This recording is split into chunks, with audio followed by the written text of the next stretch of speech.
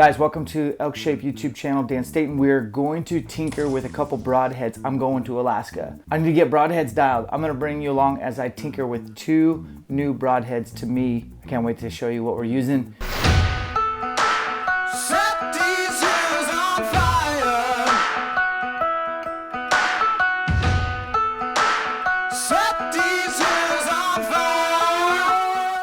What we got here is some RIP TKOs. These are elites. They're .001. That's an expensive arrow. Usually you're paying for a straighter arrow that's more precise on its grain per inch and better tolerances. I generally put an arrow spinner to work. So this is a 448 total weight. This is an AEE knock that comes standard with RIP TKOs. This is max stealth, max helical to the left. That's usually what steers a broadhead best for me. As far as front of center, it's probably 16%.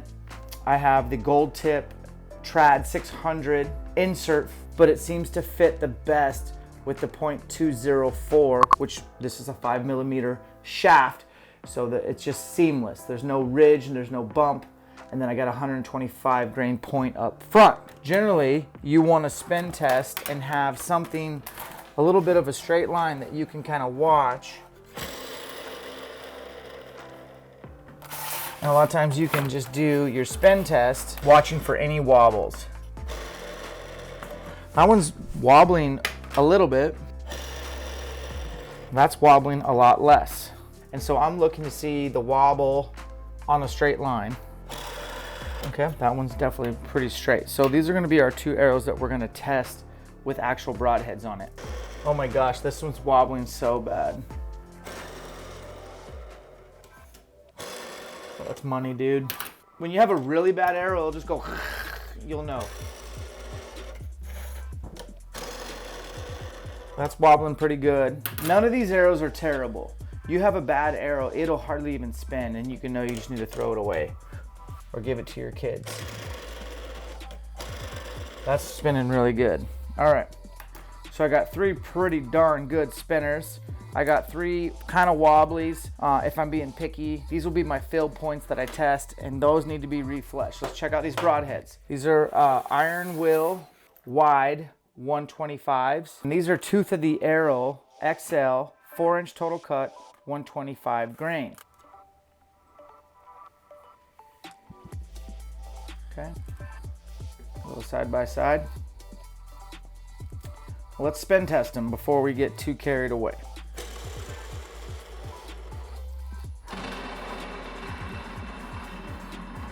Great.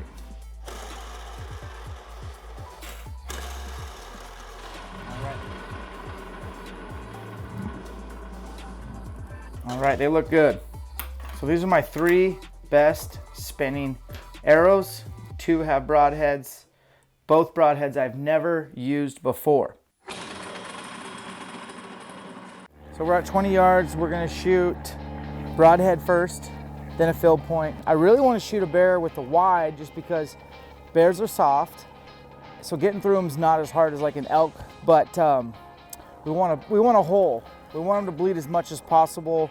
Their hair's like sponge, just soaks up all the blood. So let's do 20. Field point. Both are a little hot, but broadhead wise, maybe it's slightly off.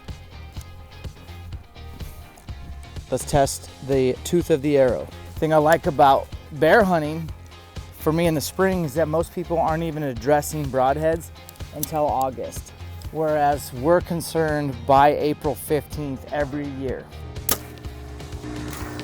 Bears have really good hearing, better hearing than I think anyone gives them credit for. So that vented, I'm worried about how loud that's gonna be. That is a concern of mine. But bears' eyesight is terrible. They can pick up movement, but you can get away with a lot, especially if they're looking your way and you hold still, you're good to go. Check it out. That's your broadhead.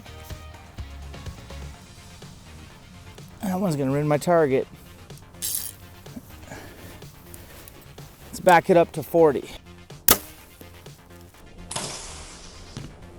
I don't know if you guys are picking up that sound, but Jake, behind the camera, can you hear that? It's pretty loud. That was loud. It almost sounds like your fletching's ripping off, and it's not. It's not. Or that fill point shot broke faster than I wanted it to. So that could have been me by far, but it's like we're a little hot. I'll move this back 1 yard. We're looking for both to be right in there. So let's try the tooth of the arrow next. One question I get a lot is, shooting a helical, do your broadheads come unscrewed? The answer is sometimes they do come a little loose. You have to check that. So that's something to be aware of. Usually fill points never come unscrewed, but broadheads can come unscrewed. Not in the animal, never in the animal, but in these targets after a few shots, they'll loosen up a little. But not on animals, I promise, at least in all my experience though.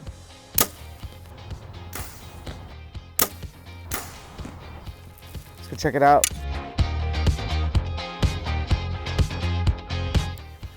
Fill point, broadhead.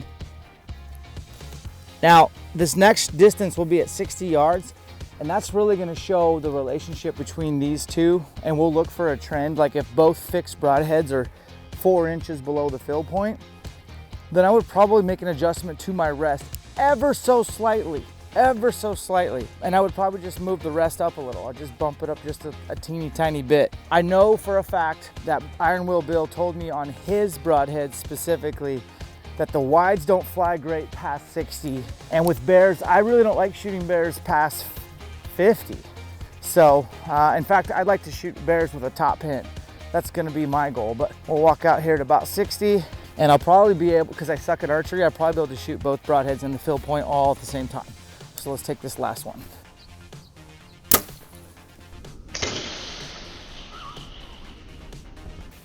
Tooth of the arrow, 4-blade, 125 XL.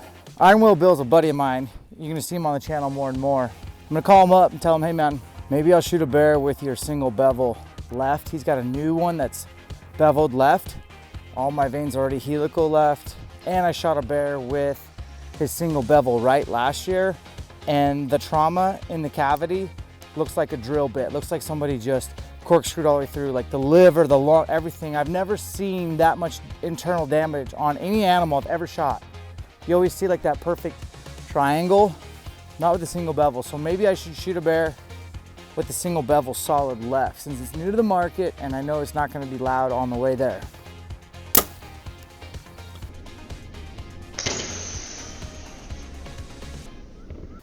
That felt like a really good break, and it started to drop. Yeah, that was a really clean break.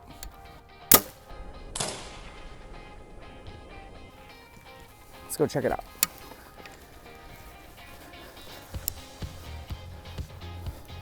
All right, well, it's not even April, and here I am testing broadheads. Safe space. You guys can't tell, but we have 70 yards to the fence. Don't even comment that you have neighbors behind you. I don't want to hear it. Love you guys, but this is my lab, and here is what we got. All 3 shots felt really good, clean breaks. So there's your fill point. It's that IronWill wide. Man, if we could just figure out how to make that solid to quiet down. It's flying so freaking good. And then the tooth of the arrow, look at that bad boy. Devastating. We'll have to check the flight, but I had a really good clean break and it did drop off. So if I wanted to make an adjustment, I would have to move my rest up a little bit, like bump it just so slightly. I hate touching rests.